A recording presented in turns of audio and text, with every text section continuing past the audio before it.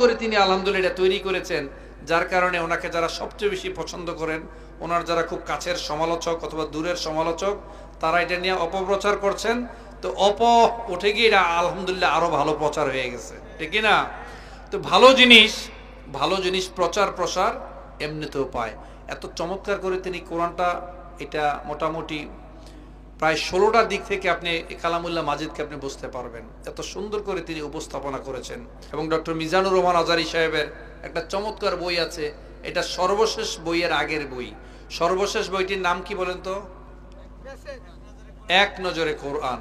এটার আলহামদুলিল্লাহ এত ব্যাপক চাহিদা, এটা প্রিন্ট করেই ওনারা শেষ করতে পারছে না। মানুষের এত চাহিদা, আপনি বাংলাদেশের কোথাও গিয়ে 10 লক্ষ টাকা দিয়ে বইটা এই মুহূর্তে কিনতে পারবেন না।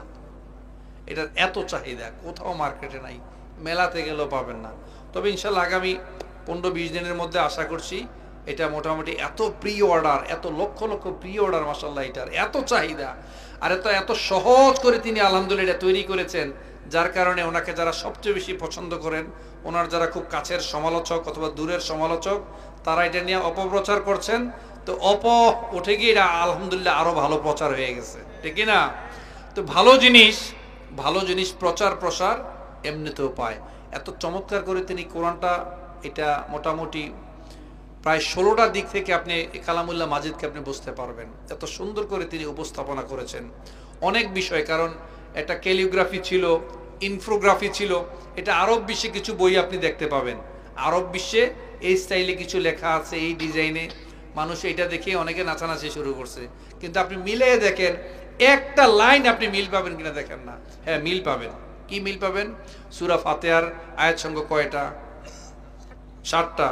তো এখন এটা যদি 100 কোটি মুফাসসিরও লেখে, আয়াত সংখ্যা 60টা লিখবে না 6টা লিখবে? কেন 60টা লেখলে না মিল হয়ে যাবে? আপনি তো বলবেন আবার কপি করছে। এগুলো ফাজলামি। এটা মাক্কি বা মাদানী সূরা, ঠিক কিনা? এখন এটা যদি মাক্কি সূরা হয়ে থাকে, আমি কি মাদানী লিখতে পারবো? কেন আমাকে লিখতে হবে? কিনা এটা তো এক হয়ে যাবে।